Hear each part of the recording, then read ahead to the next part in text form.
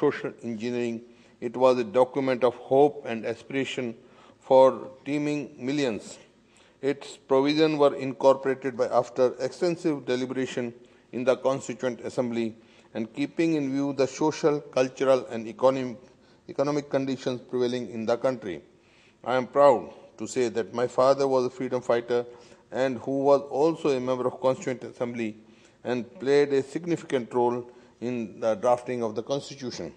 The Constitution is aimed at bringing about humanist social order, guaranteeing basic human rights to its people in accordance with egalitarian principles. It was framed to fulfill the dream of a society which is based on equality, rule of law, and justice, economic, social, and political to all.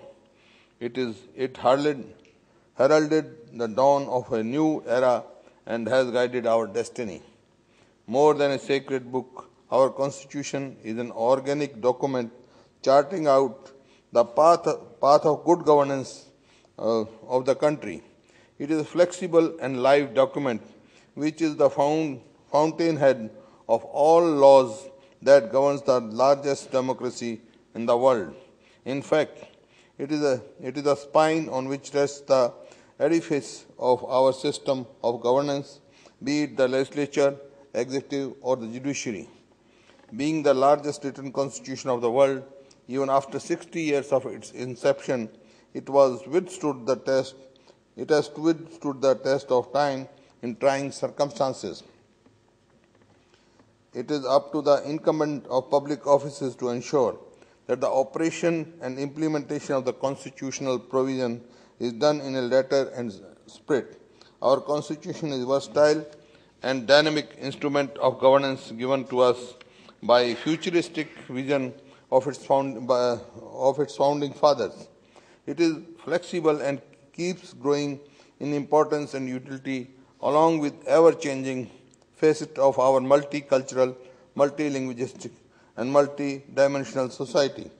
Recent legislation like the Right of Information Act, Domestic Violence Act, Senior Citizens Act, National Rural Employment Guarantee Act, etc. are examples of the increasing transparency and accountability not only in the system of public governance but also in the quality of domestic life of the people, especially the weaker and less privileged section of the society.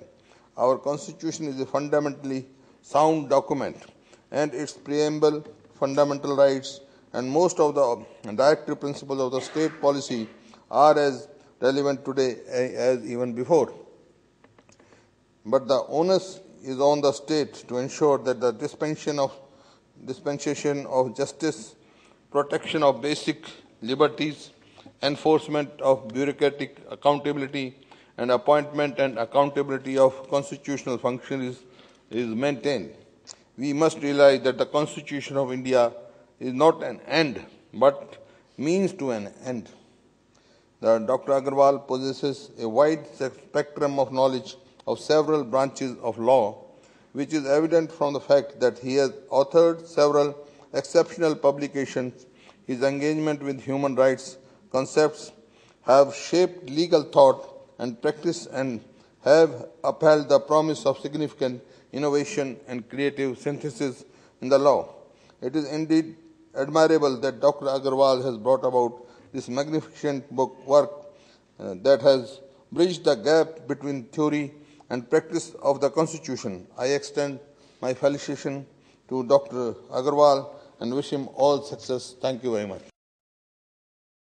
I will now request my Lord the Chief Justice of India to come and say a few words.